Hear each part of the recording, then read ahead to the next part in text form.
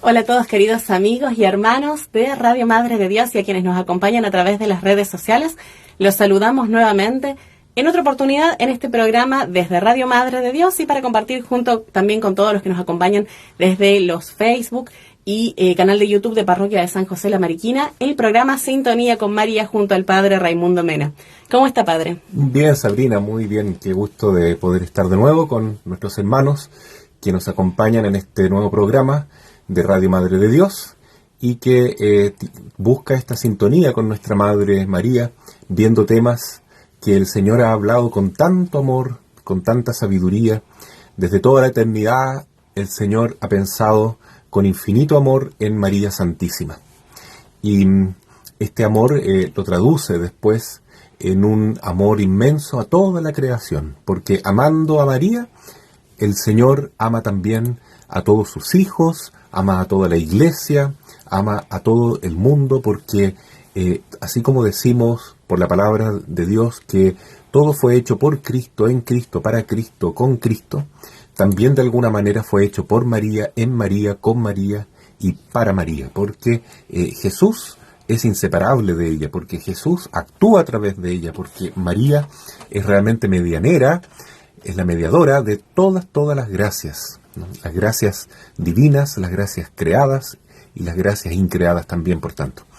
Y hoy día queremos seguir meditando sobre este tema que es la corredentora al pie de la cruz.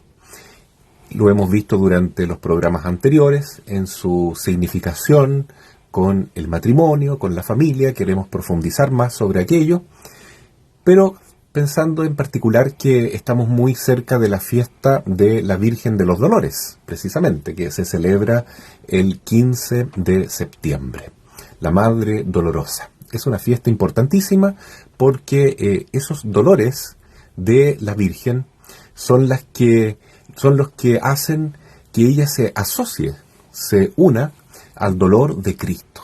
Y es a través del sufrimiento del Señor, a través de su cruz, que Él nos redime. Y es tan precioso esto porque el nuevo Adán, que obedeciendo en la cruz redime a la humanidad, no está solo, está con la nueva Eva, con María Santísima. Y a través de los sufrimientos de ella, Jesús actúa igualmente para salvarnos. Es decir, siempre es Jesús el único que nos salva, es el único redentor. Pero Él se vale de la feminidad de su madre y compañera, y a través de ese dolor materno, femenino, de compañera, Él también actúa, ¿no es cierto? Y es la divina voluntad actuando en María para que el Señor nos pueda salvar también con el dolor de su madre. Es algo muy misterioso, pero que querido por ella, ¿no? Porque la frase con que ella se revela a sí misma dice o indica justamente que ella no quiere hacer su voluntad. En ningún momento de su existencia María quiere actuar por ella misma, sino que ella quiere solo hacer la voluntad de Dios. He aquí la esclava del Señor. Y eso es tan radical, es tan profundo, que verdaderamente ya no es María a quien vemos, sino a Jesús obrando en ella. Y como la Madre es modelo de toda la Iglesia, también se espera, ¿no es cierto?, el Señor, el Padre Celestial, el Espíritu Santo y por supuesto el Hijo encarnado, esperan que todos hagamos lo mismo. Que un día también podamos ser fieles reflejos de la voluntad de Dios y que la divina voluntad actúe en nosotros tal como en Cristo y María. Tenemos un modelo a seguir en María, justamente en nuestra Madre. Y yo creo que con esto que usted conversaba, Padre, hay una importancia justamente en el tema del dolor. No solamente en todos los dolores que pasó Jesucristo, sino que tan importante es el dolor de María, que hay una profecía que habla de este dolor que ella va a sufrir también. A ella se le dice que una espada de dolor atravesará su corazón. Entonces, ¿qué importancia tiene que tener estos dolores que sufre María también a los pies de la cruz, que tiene que ser profetizado? Además de esa cita que usted dice de Lucas, cuando el Señor es presentado en el templo y Simeón dice esas palabras, ¿no? Hay otros signos que están profetizados. Por ejemplo, cuando Dios le dice a la mujer, después de castigar a la serpiente, claro, le dice, tú tendrás sufrimientos, tendrás hijos con dolor, ¿ya? Y así ha sido en el caso de todas las mujeres que ahora cada vez que tienen un hijo, tienen que sufrir los dolores de parto.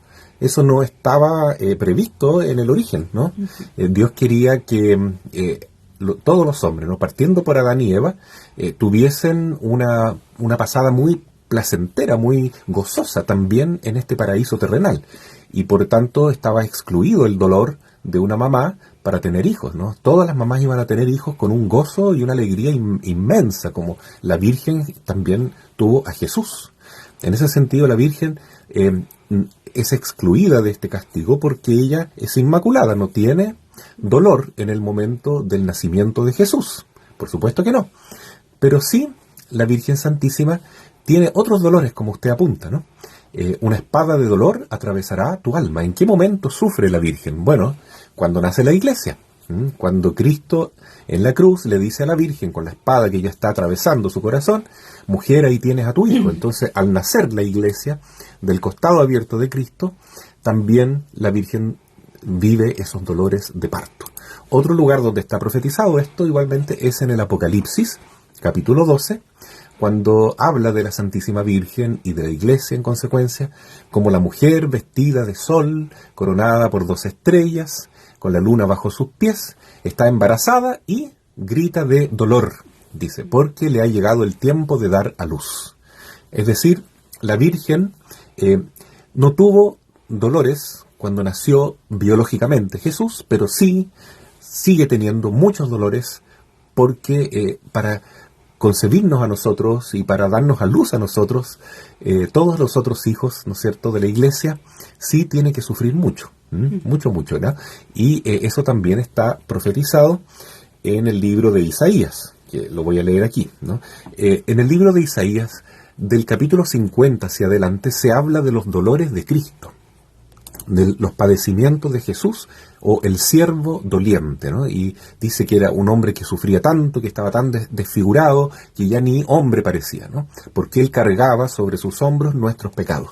Pero también habla en estos capítulos del dolor de la mujer que lo va a acompañar a él, que es María Santísima, y también toda la Iglesia, ¿no? Y este nuevo Israel.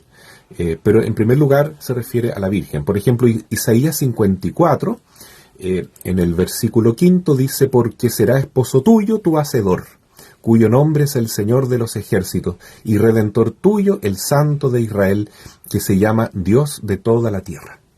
Qué hermoso. Entonces, se llamará esposo tuyo tu Hacedor, tu Creador. El Creador, es decir, el Hijo que creó a su madre, también se hará consorte y esposo de su propia madre, porque ella es modelo de la Iglesia, que es esposa de Cristo.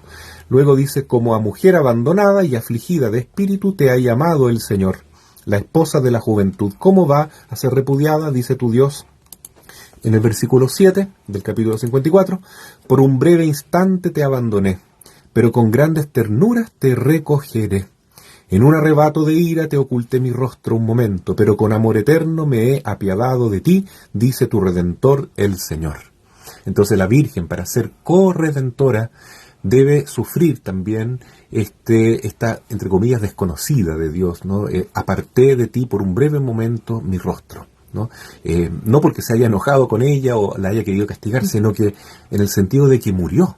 El Señor, al morir, aparta su rostro de la Virgen, y la Virgen entonces, con ese dolor inmenso de ver a su hijo muerto en la cruz, ella también muere de alguna manera místicamente, espiritualmente, junto a su hijo, para renacer con él y para ser madre de la Iglesia, ¿no? También otro texto aquí precioso de Isaías 54, dice, pobrecilla azotada por la tempestad y desconsolada, ¿no?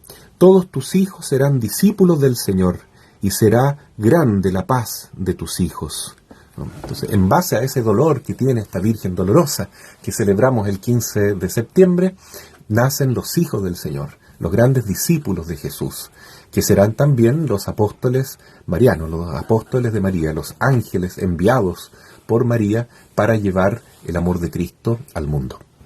Yo creo, Padre, que un poco esto nos hace reflexionar sobre el sentido del dolor también. Vemos que la redención surge en la cruz, ¿verdad? Pero al mismo tiempo que Cristo tuvo que sufrir un dolor extremo, el dolor más grande, podríamos decir, en esa entrega que Él sufrió desde la noche del Jueves Santo, en el abandono, la traición, los azotes, la corona de espinas, la cruz, los insultos, todos los sufrimientos que Él podía contener. Y tiene un sentido el dolor porque por medio de ese dolor es que Jesucristo nos redime. Pero al mismo tiempo, María se hace partícipe.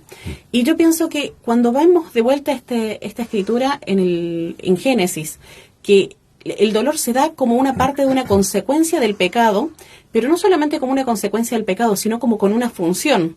Tiene esa función de hacernos partícipes en una muy pequeñita medida también en la redención esa. Yo pensaba en esta frase de uno de los marianos ejemplares que tiene el oratorio mariano de Bernardita Correa, cuando ella decía esta frase, acuñaba esta frase de el dolor nos redime. Hemos descubierto que el dolor redime. Así es. Entonces, como cuando uno se hace partícipe del dolor, no el dolor sufrido por sí mismo solamente, sino unido a la cruz de Jesucristo, cambia totalmente el significado.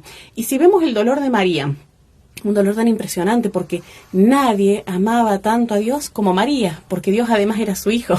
Entonces nadie lo amaba tanto como ella, ni siquiera sus discípulos, vemos que se escaparon en todas las direcciones. Nadie lo amaba tanto como ella. Entonces, ¿cómo no iba a ser partícipe y compañera en ese dolor? Es más que una espada que estaba atravesando su corazón, como la lanza que atravesaba a Cristo. Entonces, compañera en ese dolor, también compañera en su medida en la redención también. Sí, y esto nos lleva a meditar que el dolor en sí no es una maldición. Nuestra cultura actual que idolatra el placer, es decir, que se ha transformado en una cultura hedonista. Hedonés significa placer, o sea, rinde adoración a todo lo que significa darse gusto y tiene pavor, horror a todo lo que signifique sufrimiento y dolor, ¿no? Así es nuestra cultura.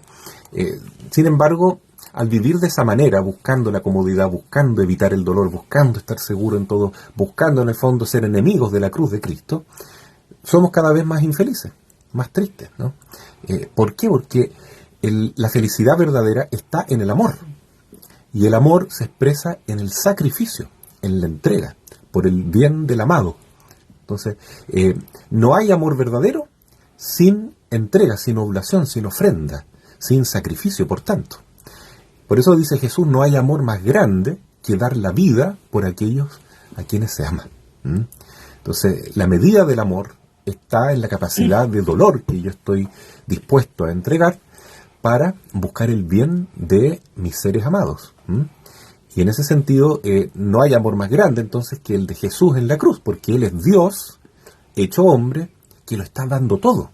Todo, está entregando completamente su vida, su sangre, su perdón, está entregando a su propia madre. ¿Y a quién ama más nuestro Señor Jesucristo? Bueno, Él nos ama a todos por igual, con un amor infinito, pero el amor infinito de Cristo se concentra y se focaliza en una persona determinada, que es María Santísima. Con toda la predilección. Claro. Y en María, nuestra madre, nos ama a todos nosotros también, porque ella es madre de toda la iglesia. Es decir, cuando Jesús dice, te amo, madre, nos está mirando a todos nosotros, porque la madre es inseparable de todos sus hijos, de todos nosotros. Entonces es precioso. Pero en primer término, el verbo de Dios, desde toda la eternidad, incluso antes de venir a este mundo, ya piensa en María, en la Inmaculada, y está dispuesto a darlo todo en la cruz para poder presentarse ante sí a esta mujer virgen, inmaculada, sin mancha ni arruga, totalmente rejuvenecida, la nueva mujer, la nueva Eva, que es la nueva iglesia, ¿no? Y la iglesia en torno a ella también se reúne para vivir la misión, porque la iglesia es una iglesia llamada, o sea, desde la fundación misma que hace Jesucristo, una iglesia de puertas abiertas, como dice el Papa Francisco, a salir, una iglesia misionera, o sea, dentro de la misión del bautizado y sobre todo cuando uno recibe el sacramento de la confirmación, nos recuerdan que estamos llamados a la misión. Y ahí está María justamente en el centro de ese momento del envío.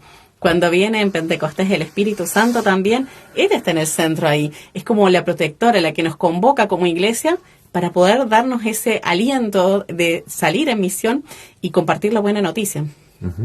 Así es, Jesús a todos nos ama. No importa cuán pecadores somos, a todos nos quiere acoger y quiere que todos formemos parte de su cuerpo místico, que es la Iglesia. Claro, pero que para todos eso, tengan las gracias.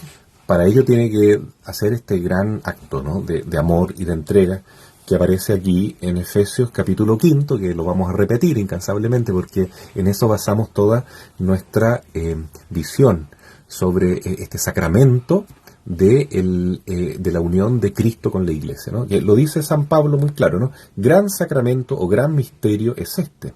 Lo digo en relación a Cristo y a la Iglesia, ¿no?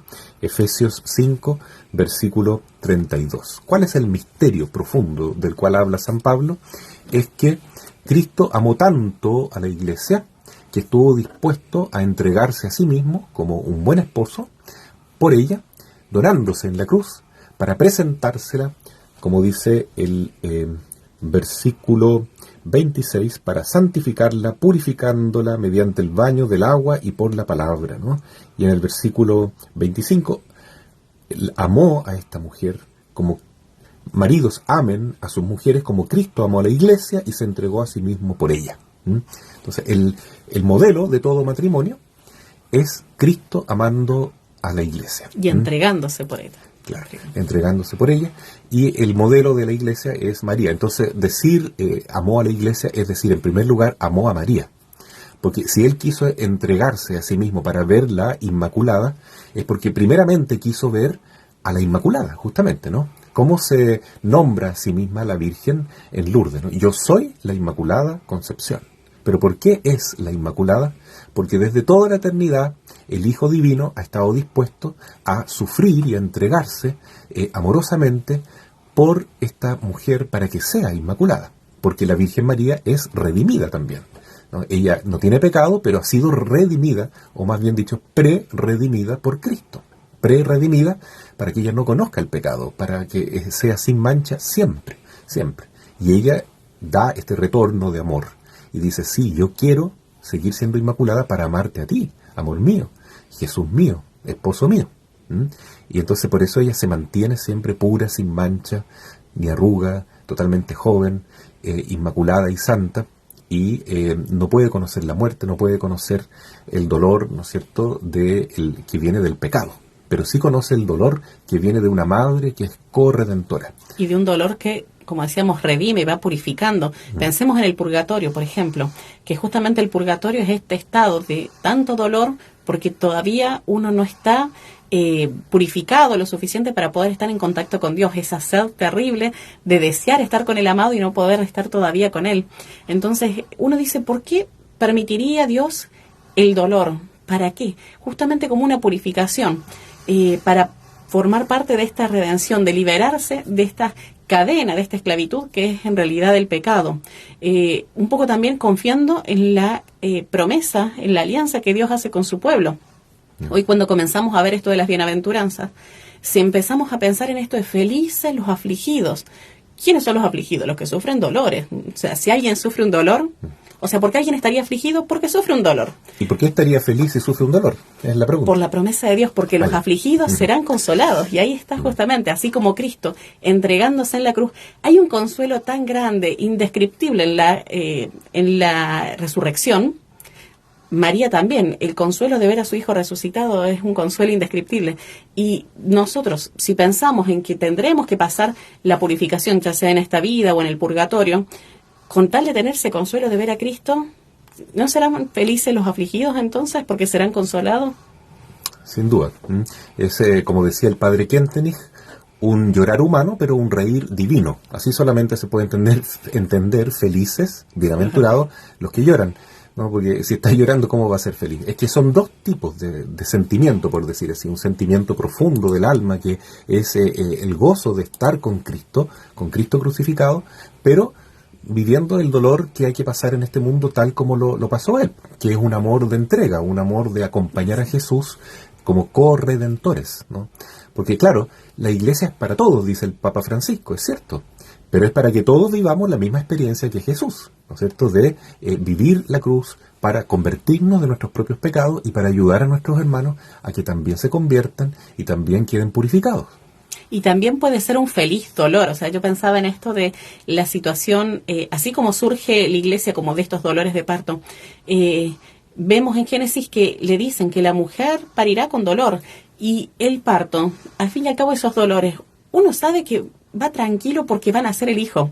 Entonces ya en pos del amor, el dolor es hasta un feliz dolor, se podría decir. Uh-huh. Más allá muchos hablan de que es de los niveles más altos de dolor que una persona puede sufrir, por ejemplo, a través del momento de parto, pero sin embargo, el poder hacerlo por amor cambia todo ese sentimiento y esa razón del momento en que uno está sufriendo. Es un feliz dolor finalmente. Uh-huh.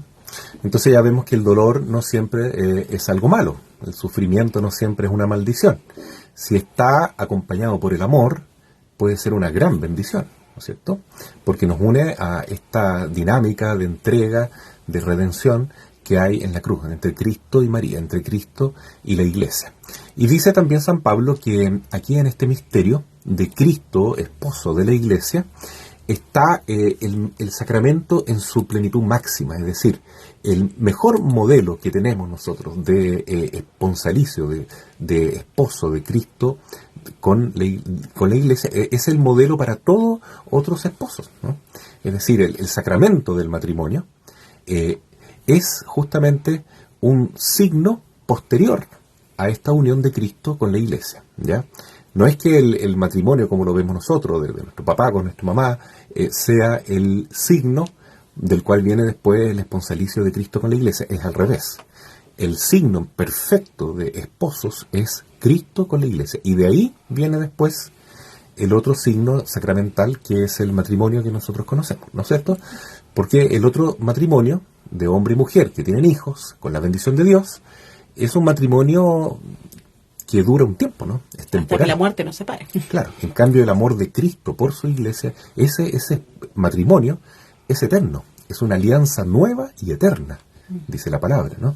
Entonces por eso que es más perfecto el matrimonio de Cristo con la Iglesia. Pero eso no quiere decir que no sea perfecto también el otro, solo que está llamado a parecerse cada vez más a la unión de Cristo con la Iglesia. Entonces, en una familia debería también contemplarse este signo de la entrega por el otro. Por eso dice San Pablo, maridos amen a sus esposas como Cristo amó a la Iglesia, y mujeres amen a sus maridos, ¿no es cierto?, como la Iglesia obedece a Cristo. Es importante tener en cuenta este modelo. Y vemos hoy en día en las familias, realmente buscamos el bien de nuestros seres amados, aunque eso signifique sufrimiento, o a veces por hacerlo todo más fácil, por evitar problemas, para que todo nos vaya mejor, evitamos el dolor, evitamos las dificultades, para llevar, como se dice, la fiesta en paz, ¿no es cierto? Sabe, Padre Raimundo, que estos días, viendo en las redes sociales, salían algunas publicaciones, un poco de estos pseudopsicólogos, que justamente afirmaban, porque todo parte de afirmaciones tajantes, de que el amor en la pareja, en la relación, si implica algo de dolor, no es verdadero amor. Y yo pensaba que eso llevado al extremo, está bien, no hablemos de estos amores tóxicos que se le dicen, un amor violento, de opresión dentro de la relación, no hablemos de un amor que realmente se sirve del otro. Pero toda relación, inclusive dábamos este ejemplo de la madre con el hijo, pero en la pareja, en el matrimonio, uno tiene que estar dispuesto a tener un poco de dolor. De hecho, las promesas matrimoniales es en las buenas y en las malas, en la salud y en la enfermedad. Estamos hablando de que vamos a pasar dolor. Le está avisando. Estamos avisándole y que lo estamos aceptando con esas condiciones también. Claro. O sea, con lo bueno y con lo malo estamos aceptando el matrimonio. Entonces, si estamos predispuestos a eso, todo depende cómo aceptemos el dolor también, de qué manera lo vivimos, y que lo recibamos como una parte del crecimiento de la persona, del crecimiento de la pareja. Yo creo que pasa inclusive en los matrimonios, que si no ha habido ni el más mínimo conflicto, ni la más mínima situación que tengan que enfrentar, seguramente el amor no ha crecido. El amor necesariamente crece también, y yo creo que cuando uno escucha los testimonios de matrimonios de muchos años, lo que más ha reforzado el amor en las parejas, en los matrimonios, en las familias, hasta con los hijos, son los momentos difíciles, es el dolor. O sea, las tempestades van a venir, pero qué bueno es pasar una tempestad y decir, la casa se mantuvo en pie. Quiere decir que estamos construyendo sobre roca. Pero yo llevaría también la meditación a cómo es esta relación con los hijos, ¿no? Nosotros a los hijos queremos tratarlos tan bien, con tanto amor malentendido, digamos, y que les evitemos todo tipo de dolor, ¿ya? A lo mejor ese no es un verdadero amor, ¿no es cierto? Pienso lo siguiente, Sabrina, no sé si va a estar de acuerdo conmigo, pero qué fácil es hoy en día la niñera de la televisión, la niñera de el celular, del jueguito, del internet, entregarle eso al niño, la tableta, etcétera, para que se quede tranquilo. Y uno puede hacer lo que quiere. Dejo a mi niño en el fondo hipnotizado, ¿cierto? Aletargado con esos estímulos que vienen de internet, o viendo una película, qué sé yo. Y bien, así de simple. Pero no nos damos cuenta el daño que le está haciendo a nuestros niños el mundo de internet, muchas veces, ¿no? Porque no nos damos cuenta cómo el demonio es tan astuto para llegar a los niños y a los jóvenes a través de estos celulares, a través de estas tabletas, ¿no?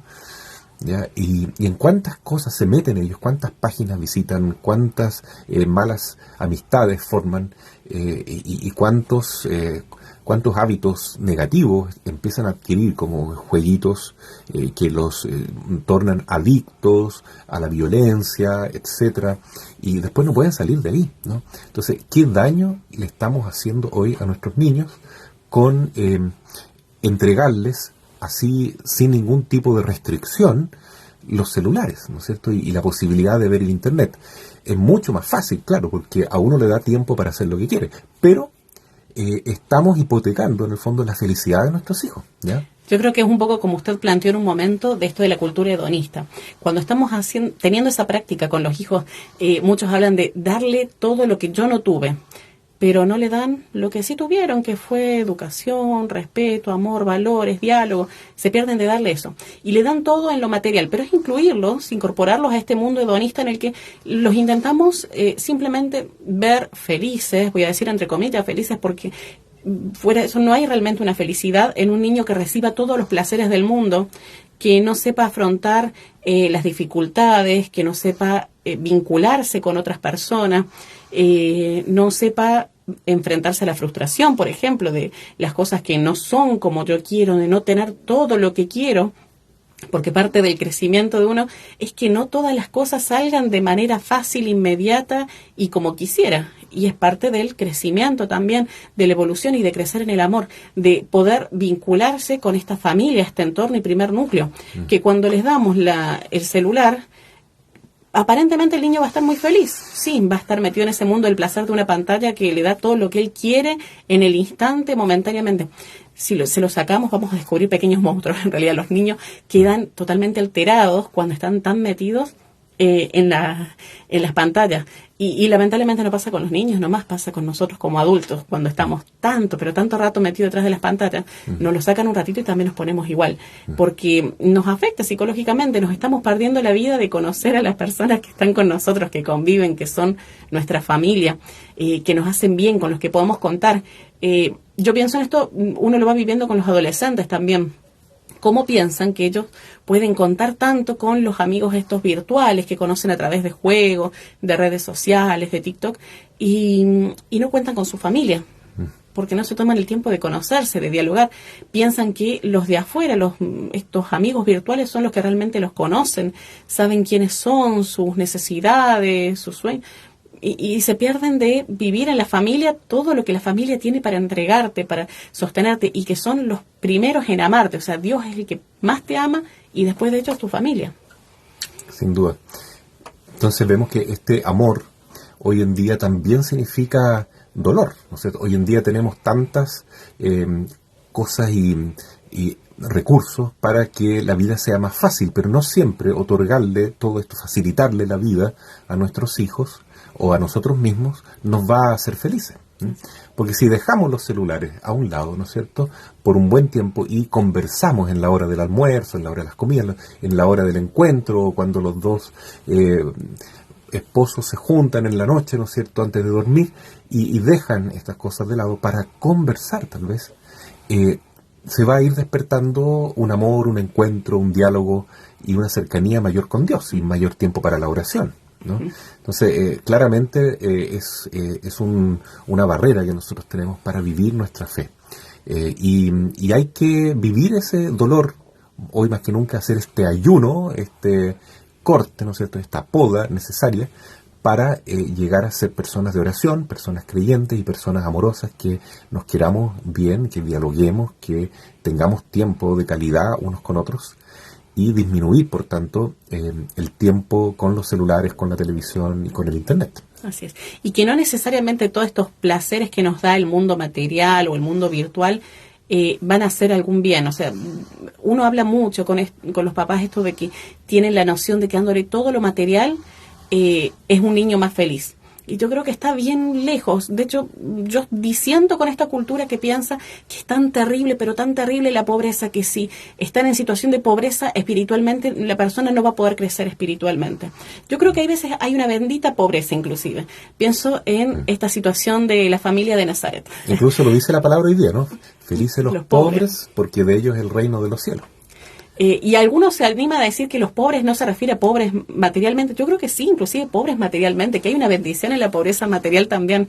Pienso en esta familia perseguida. Perdona que le interrumpe, porque Jesús, siendo rico, prefirió hacerse pobre. A los pobres. Claro. Y prefirió a los pobres, no solamente hacerse pobre, sino que prefirió a los pobres también. Y también le dijo al joven rico, no, pobres de espíritu, no más pobres de espíritu. Sí. También tuvo amigos ricos como Lázaro, la misma María Magdalena, era hermana, Marta, pero estas personas ricas dejaron todas sus posesiones y recursos para el servicio del Evangelio. O sea, ellos sí se volvieron pobres de espíritu antes. Claro, no a todas las personas Jesús les dice, como al joven rico, anda, vende todo, dalo a los pobres y sígueme, ¿no? A otras personas les deja seguir con sus propiedades, con sus cosas, en tanto y en cuanto las utilizan para el bien del reino y para los más necesitados y para servir a Cristo. O sea, para usarlos santamente, esos bienes que reciben. Claro, pero en definitiva hay que tener, como usted dice, un corazón humilde, ¿no? Desapegado de las cosas de este mundo y dispuesto a poner a Cristo en primer lugar. Y poner tan a Cristo en primer lugar que esas dificultades, los dolores, los llantos, las persecuciones, o sea, yo pienso en que el lugar más feliz del mundo hubiese sido esa casita de Nazaret realmente. Y estamos hablando de una familia que estaba siendo exiliada, que tenía que escapar de la persecución, ese dolor de saber que desde donde escaparon fueron asesinados tantos niños porque perseguían al niño Jesús, esa pobreza de que no los recibiesen ni siquiera para el momento de parto, que tuvo que nacer en un pesebre. Algunos dirían indignados, no, en el hospital no me atendieron de tal o cual manera, mientras que la Virgen María estaba rodeada de un buey, de un asno, y en el ambiente más pobre. O sea, imaginémonos el olor a pesebre. Y ahí nació el niño Jesús. Y aún así era el lugar más feliz del mundo en ese instante. En ese momento, en la historia de la humanidad, no había otro lugar más hermoso que donde estaba naciendo el niño Jesús. Y hablando de la educación, sabemos que Jesús es la sabiduría encarnada, ¿no es cierto? Es toda la inteligencia, todo el conocimiento de Dios está contenido en este Hijo divino, en este Verbo eterno. Pero Él quiso también hacerse pequeñito y necesitó que alguien le enseñase, ¿no? Necesitó educarse. Dice la palabra que Él crecía, no solo en estatura, sino que también en conocimientos y en gracia ante Dios y los hombres, ¿no? En el Evangelio de Lucas dice un par de veces eso. Entonces Él fue también progresando en el conocimiento humano, y de lo divino también, por su naturaleza humana. La pregunta es, ¿quién le enseñó a Jesús? ¿Quién fue el maestro de Jesús? Y aquí la respuesta es su propia familia. Los primeros profesores que tuvo Cristo, y por no decir los principales, y tal vez los únicos que realmente importaron, fueron San José, que le enseñó todo lo que él podía como papá, como referente masculino, como trabajador, claro. ¿Cierto? Pero sobre todo María.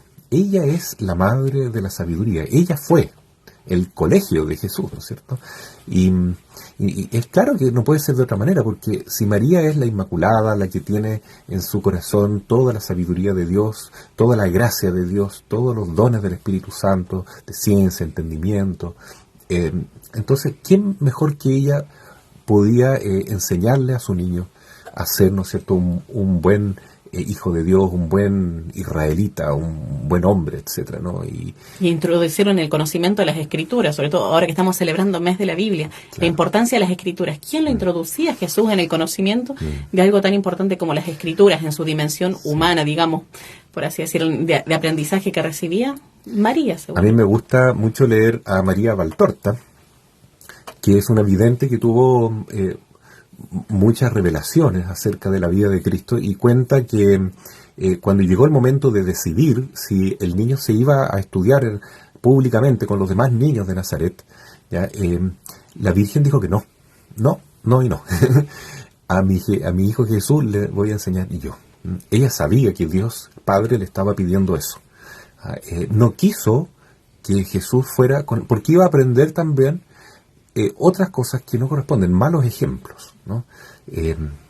Y quería mantenerlo en ese espacio de pureza, de verdadera sabiduría y de verdaderos principios y valores. Entonces fue así, fue muy decidida la Virgen. Y cuenta esta revelación que los parientes de la Virgen le dijeron, pero ¿cómo esto es tan raro que tú quieras enseñarle a tu hijo? Pero a fin de cuentas, ¿qué pasó? Que ella fue maestra no solo de Jesús, sino también de sus primitos, los primos de Jesús, Judas y Santiago el menor, ¿no? Judas Tadeo, no Judas Iscariote, ¿no? Que fueron después discípulos de Jesús. Entonces, con estos dos primitos se formó este curso, entre comillas, de algo que hoy en día es muy bonito, que se llama homeschooling, ¿no? Que significa la escuela del hogar, ¿ya? Porque muchas familias se están dando cuenta que mandar a sus hijos al colegio es mandarlos a la perdición, es mandarlos simplemente al matadero espiritual, ¿ya? Es simplemente llevarlos a un ambiente tan corrupto y tan corruptible para los niños, que no quieren llevarlos más al colegio. No solo colegios públicos, también colegios privados. Porque es muy, muy difícil hoy en día abstenerse de transmitir todo lo que el mundo está queriendo enseñar a los niños, ¿no? Vemos que el mundo, con este gobierno mundial, quiere a toda costa, ¿no? Como lo dice la Agenda 2030, ya, transmitir la ideología de género, por ejemplo, ¿no? Y enseñarle a los niños que ojalá despierten su sexualidad antes de tiempo, que no piensen que existe la virtud de la castidad, la pureza, la virginidad antes del matrimonio, por ningún motivo, ¿no es cierto? Se habla de eso, sino todo lo contrario, que despierten sexualmente lo antes posible y que aprendan a utilizar todo tipo de métodos de barrera para no concebir, es decir, totalmente anticristiano. Todo lo que Dios dijo hoy lo desdice la escuela de los tiempos modernos, ¿no? Lo primero que le dice Dios a la familia, ¿qué es? Multiplíquense, llenen la tierra, sométanla, ¿no? ¿Qué es lo que nos dice el mundo? No tengas hijos, ¿ya? Si puedes hacerte la vasectomía, le dice al hombre, háztela. Si puedes ponerte una cosa en tu útero, hazlo, ¿cierto? Para no tener hijos. Pero eso es lo contrario exactamente de lo que pide Dios. Tengan hijos. Y hoy en día esto que es bíblico, hermanos, esto que es tan cierto porque es la palabra de Dios, nos parece una locura, porque estamos tan acostumbrados y corrompidos por el ambiente en que vivimos, ¿no? Que pensamos que lo mejor que nos puede pasar es no tener hijos. Siento que el Señor nos dijo lo contrario. Tengan hijos, multiplíquense. Para los que tienen esa vocación. Alguien podría decir, ¿y usted quién es para decir esto si usted no tiene hijos? Por supuesto, porque también el Señor llama a algunos a tener hijos espirituales, a ser un padre espiritual, ¿no? Y ojalá sean muchos los que sean sacerdotes y consagrados y consagradas, pero también a los que se casan, Dios les pide, multiplíquense, procréense, tengan hartos hijos. ¿Y qué nos dice hoy en día el mundo? Exactamente lo contrario. Y para evitar eso, entonces se promueve el aborto, se promueve el homosexualismo, ¿no es cierto? Se promueve la ideología de género y se promueve la mentalidad anticonceptiva, ¿no? Usen los condones lo antes posible, ¿no es cierto? Y eso es sagrado. Y eso es el espíritu anticristiano que se está viviendo en los colegios. Aparte de toda la magia, el esoterismo que se está metiendo en los colegios cada vez más y tantas enseñanzas ideológicas, teñidas de marxismo, la historia que se enseña es una historia totalmente teñida, ¿no es cierto?, sesgada con la ideología del marxismo y todos los otros ramos. Entonces, ¿por qué no hacer esta experiencia, me pregunto, de enseñarle a nuestros hijos en nuestra casa. Puede significar un gran dolor, un gran sufrimiento. Decir, no, eso es una locura, eso es imposible. Pero yo les aseguro que hay familias que ya lo están haciendo. Y pensar en esta situación, sí, es algo crítico para las familias hoy en día, las familias cristianas, vamos a hablar, pensar que las escuelas surgieron dentro de los ámbitos católicos, o sea, fue iniciativa de la Iglesia Católica, de distintos santos, esto de tener lugares donde poder brindarle más enseñanzas y conocimientos, principalmente a aquellos que no tenían acceso por la situación de pobreza, de carencias que tenían. Y hoy en día han alejado tanto la educación de la iglesia, han querido separarla de tal manera que uno ya no puede decir en la casa educo en valores y que el colegio le dé los conocimientos necesarios en los otros ámbitos o materias que son necesarios. Se han metido tanto en la familia y en los valores y están contaminados tanto de antivalores que es muy crítico ver que lo pasan en todos los ramos educativos. Cuando uno ve que, por ejemplo, como usted decía, padre Raimundo, dan la materia de historia, y esa materia está con unos tintes terribles de ideologías. Dan biología y vemos que se enseña todo lo contrario con esto de la ideología de género. El tema hasta la religión. Ya la religión no se habla ni de Jesús, se habla de valores, nada más. Porque parece que hay miedo de hablar de la palabra de Dios. De la persona de Jesús. O sea, tienen miedo a su persona, a la persona de Jesús, y tienen que sacarla de los colegios. Entonces, lamentablemente, en muchos de los ámbitos, dentro de los colegios, en muchas materias, uno ya no puede tener la tranquilidad de qué tema se está dando.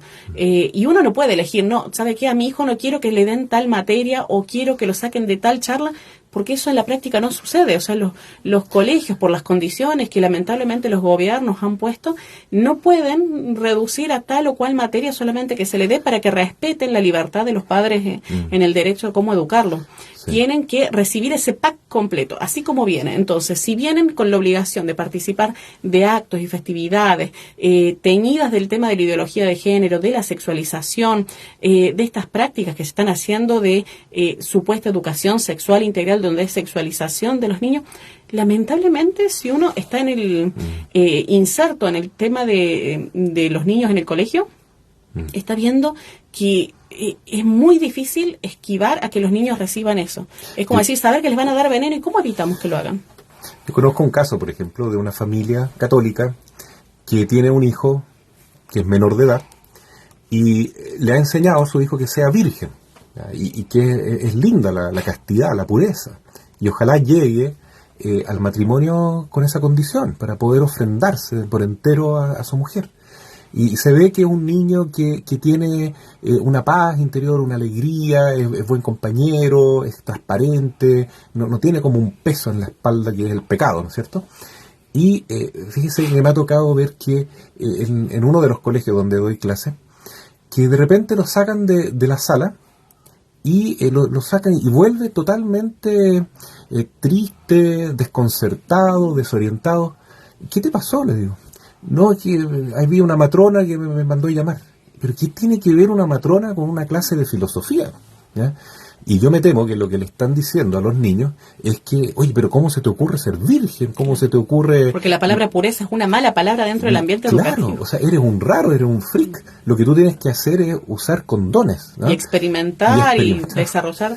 Claro, entonces vemos que realmente es una escuela de corrupción donde estamos. Y se supone que muchos de esos son colegios católicos, colegios, ¿no? Pero en el fondo que no hay un interés de llevar esta educación cristiana a nuestros alumnos, sino que acomodarnos al mundo. Y decimos, pero si todos lo hacen, en fin, tal vez no sea tan malo, están cambiando los tiempos. Por eso hay que plantearse seriamente hoy en día la idea de la escuela del hogar. Así es, y que lamentablemente hasta los padres dentro del ámbito cristiano están muy ideologizados también, padre Raimundo, porque uno hasta dentro de ese ámbito quiere hablar del tema de la pureza, de la importancia de transmitir el valor de la castidad, de la virginidad, de que lleguen castos al momento del matrimonio, si es su vocación, enseñarles eso, cultivar eso.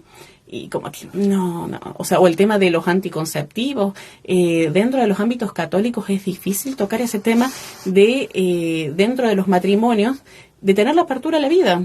Es tildado uno por loco si tiene ese apego a las reglas inclusive del Evangelio, de la Iglesia, del catecismo. Yo cada vez estoy más encantado con este proyecto precioso que ya se está realizando en varios países, que es el homeschooling, ¿no? Enseñar en la casa y organizarse bien y integrarse con otras familias que piensan igual, ¿no es cierto?, y que quieren transmitir una educación realmente cristiana de verdad a sus hijos. Es posible porque yo veo que hay personas que lo están haciendo. Es algo empírico, algo real. He conversado inclusive con algunas mujeres que son madres y que también se han transformado en maestras de sus propios hijos. Y hay periodistas como Alejandro Bermúdez, por ejemplo, que él era, él trabajaba para Ciprensa, una gran cadena de periodismo católico. Y él, por ejemplo, decía que por investigaciones que se han ido haciendo, se puede atestiguar que realmente jóvenes y niños que están siendo educados en la casa con este homeschooling, tienen un rendimiento muchísimo mejor que inclusive los que van a liceos, a escuelas, a institutos secundarios. Están teniendo un mucho mejor rendimiento educados en la casa que en ese macrosistema que están siendo hoy en día las escuelas. Por tanto, pienso que la palabra de Dios y esta visión de nuestra Madre como corredentora nos están impulsando a tratar de dar la pelea mejor, ¿no es cierto? A no dejarnos llevar simplemente por el mundo en que vivimos, por la corriente, por la masa, y ver otras alternativas para vivir el amor en la familia, sobre todo de manera diferente. Y no vamos a estar solos, ¿no? No vamos a estar solos, hay otras personas que quieren lo mismo. Entonces, que Dios nos vaya iluminando, porque es necesario buscar estos caminos alternativos para salvar la familia. La Virgen lo dice en Medjugorje, son tantos mis hijos que no conocen todavía a Jesús, por eso ustedes van a ser mis apóstoles. Ella espera en nosotros. Espera que algo hagamos para que muchas personas se encuentren con el Señor, con la palabra de Dios. Pero lo que tenemos que salvar hoy en día, más que nunca, es la familia y los verdaderos principios, valores que se desprenden de la moral cristiana y de la ley natural. Y un poco esto pensando también que en muchas de las apariciones se habla de que el último ataque va a ser justamente contra la familia. Entonces, si el ataque es contra la familia, yo creo que tal vez la respuesta no está en luchar contra el entorno, sino proteger lo bueno que tenemos. Entonces, ¿para qué nos ponemos a luchar con unos y con otros que ustedes están diciendo tal cosa, que están enseñando antivalores? Protejamos eso que Dios nos ha regalado y que nos ha confiado, que son la familia, los hijos, cuidémoslo. Siempre, como dijo usted, padre, también en un momento, sobre la roca que es Jesucristo, ahí edifiquemos nuestra casa, para que esté correctamente cimentada. Si le parece, quiero saludar a las personas que nos están escribiendo. Saludemos. Y darle las gracias, por supuesto, por participar del programa, por escribirnos. A Gabriela María, que nos dice: la Madre nos enseña la difícil tarea de amar más allá de nuestra familia a todos quienes nuestro Padre Dios nos va poniendo en el camino y aceptarlos con misericordia. Exactamente, porque no significa odiarlos, despreciarlos. Hay que amar a todos. O sea, la respuesta de Jesucristo es el amor y la misericordia. Sí, y eso es lo que dice la Virgen en Medjugorje, justamente. No se trata de decir, no, aquí estamos los buenos, allá están los malos, los que se dejan llevar por el mundo, etcétera. No. Si nosotros hemos conocido el amor de Cristo, es porque ha tenido mucha misericordia con nosotros, pero no es porque seamos mejores que nadie. Y eso es una responsabilidad que la Virgen nos está poniendo para que otros también conozcan el amor de Jesús. Y nunca, jamás mirar con desprecio y con menos odio a nadie. Así es. Fanny Tagle nos dice: la escuela del hogar nos hace falta, realmente. Que sea una escuela, primero, de valores y tal vez en algún momento, como usted dice, Padre Raimundo, también de otros conocimientos a través de verdadera fe y lo que decíamos hoy día, la escuela del sacrificio, ¿no? Porque si no hay este sacrificio, esta verdadera pasión y amor por la cruz, no vamos a llegar muy lejos. Saludamos también al hermano Freddy Guzmán, que nos escribe, nos envía saludos, a Daniela Paz Herrera desde Temuco, un lluvioso Temuco, igual que San José de la Mariquina el día de hoy, así que les agradecemos sus mensajes. A Margarita Martín Mella, Norma Alicia Cares, también a la señora Laurita Chávez, que nos está escribiendo, siempre nos saludan y participan, Adri Roldán, que dice: qué hermoso tema que trataron, Padre Raimundo, bendiciones y saludos desde Monteros, en Tucumán, nos están escribiendo también desde Argentina. Saludos a nuestros hermanos trasandinos. Así es, y a Silvia Luz Rubilar, que nos dice: buenas noches, Padre Raimundo, señora Sabrina, desde Villa Rica también nos están escribiendo. Bueno, entonces ya vamos concluyendo este tema, y en la próxima oportunidad vamos a seguir hablando sobre la corredentora al pie de la cruz, y cómo nos redime Jesús y cómo nos corredime la Madre, pero desde el punto de vista del cuerpo. ¿Usted sabía, Sabrina, que existe la teología del cuerpo? He escuchado que existe la teología del cuerpo, pero no tengo mucho conocimiento sobre eso, así que es algo que sería bueno que todos aprendamos más. Nuevo, muy lindo, muy precioso. Claro, porque fíjense, si Jesús nos salvó es porque Él murió en la cruz, pero ¿cómo podría haber muerto si no hubiese tenido cuerpo? ¿No es cierto? Entonces vamos a hablar de eso, ¿no? Porque hoy en día el cuerpo ya está muy manoseado, ¿no es cierto? Sobre todo con la ideología de género, ¿no? Yo hago con mi cuerpo lo que a mí me da la gana, ¿no? Y resulta que no es así. El cuerpo es un templo del Espíritu Santo, ¿ya? Y tampoco se debe decir que el cuerpo es algo malo y que solo lo espiritual es bueno, porque eso está muy lejos de la visión cristiana, ¿no? De la teología de la encarnación. Así que les dejo esa invitación para la próxima oportunidad, ¿sí? Entonces. Para que nos vayamos preparando para hablar de algo tan precioso que el Papa San Juan Pablo II transmitió durante años y años, los primeros años de su pontificado, en todas las catequesis que él daba los días miércoles, habló de esta teología del cuerpo. Por algo lo hizo, ¿no? No es cualquier teólogo que está hablando, fue un Papa tan querido como San Juan Pablo II, tan amante de la Virgen como él, y que tiene mucho que enseñarnos con esta teología del cuerpo. Así es, y que como usted lo ha dicho también en otros programas de filosofía, que de paso los invitamos los viernes al programa de filosofía en la radio, hemos hablado también este tema de la importancia del cuerpo, porque claro, somos alma y cuerpo, esa dualidad que tenemos, entonces que hay que valorar la persona en toda su dimensión. Hay una maravilla, hay una belleza también en el cuerpo, entonces bueno que lo podamos ver desde la teología del cuerpo. Sí, si queremos superar la mentalidad de la nueva era, que es tan perniciosa, ¿no es cierto?, tenemos que dejar de creer este engaño diabólico de que somos ángeles, igual que los demonios. No, no somos espíritus puros, somos alma y cuerpo. Y por lo tanto hay que ver esta dimensión nuestra y salvarla en su medida. Así es, conocerla, adentrarnos en ese tema y poder valorarlo. Y como católicos, bueno, si tenemos esta herramienta también de los documentos de la Iglesia, aprenderlos y conocer un poquito más de ellos. Claro, ese es el motivo por el cual los judíos todavía no se convierten, porque para ellos es imposible. El Dios que ha tomado un cuerpo humano. Claro, que el Verbo se hizo carne y más encima habitó entre nosotros, ¿no? Y carne que muere en cruz. Claro, entonces, preciosa carne de Cristo, cuerpo de Cristo, comunión sagrada que nos salva y que nos va tornando un poquito más parecidos a Él cada vez. Bueno, nos despedimos entonces y les agradecemos por habernos acompañado. Esperamos que los que estén en su casa, escuchando la radio Madre de Dios, también se animen a seguir leyendo la palabra de Dios en sus casas, en este mes de la Biblia y siempre, y vayamos pensando en la importancia de educar a nuestros hijos. Y a lo mejor es muy radical pensar en un homeschooling, pero sí al menos, como decía la Fanny Tagle, poder hacer que nuestra casa, nuestro hogar, cada vez sea más y más una escuela. Y yo me animo también a decir, en todo caso, padres, si los padres todavía no se animan al homeschooling, sí que se animen a involucrarse íntimamente con la educación que sus hijos están recibiendo en el colegio, que no tengan miedo de ir a hablar con los directivos, con los profesores, y averiguar, investigar, inclusive pedir, porque uno tiene el derecho de estar partícipe en el contenido que se le están dando a los hijos, revisar mucho los libros de texto, los cuadernos que entregan, las temáticas que se le dan. No se quedan suponiendo que todo está sano, tan bueno, tan lindo, tan hermoso, porque está muy pervertido el sistema educativo, lamentablemente, y se filtran un montón de cosas que son totalmente dañinas para los hijos.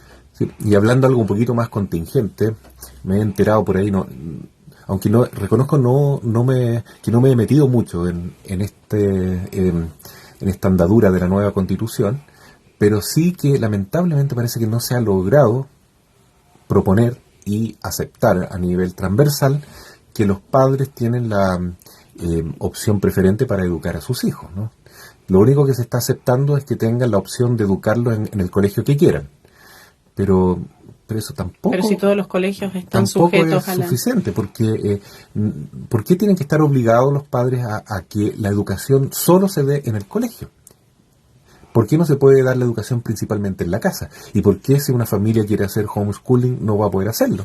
¿No es cierto? Entonces, esos derechos parece que se están conculcando también en esta posible nueva constitución. Así que hay que abrir el ojo y rezar para que también en ese nivel legal que es tan importante se permita que las familias puedan educar a sus hijos de acuerdo a la fe cristiana. Así es. Le pedimos entonces su oración, Padre, para finalizar este programa del día de hoy y, por supuesto, agradecerle a todos los que nos han estado acompañando. Te damos gracias, Madre Santísima, por ser madre, educadora, modelo de la Iglesia, por haber educado con tierno amor a Jesús, también a tus sobrinos, Judas, Santiago, discípulos de Cristo. Edúcanos a todos, Madre, y ayúdanos a guiar a todos nuestros hijos, a nuestros alumnos, a las nuevas generaciones, por el camino del bien y separarlos de esta corrupción ideológica que hoy los está rodeando y los está amenazando para que no sean verdaderos hijos de Dios. Ayuda, Madre, a que nuestras familias sean verdaderas iglesias domésticas. Dios te salve María, llena eres de gracia, el Señor es contigo, bendita eres entre todas las mujeres, y bendito es el fruto de tu vientre, Jesús. Santa María, Madre de Dios, ruega por nosotros pecadores, ahora y en la hora de nuestra muerte. Amén. El Señor esté con ustedes y con tu espíritu. Y los bendiga Dios Todopoderoso, Padre, Hijo y Espíritu Santo. Amén. Muchas gracias, Padre Raimundo, por acompañar este programa de Sintonía con María, y los invitamos a todos a acompañarnos en una próxima oportunidad. Hasta la próxima.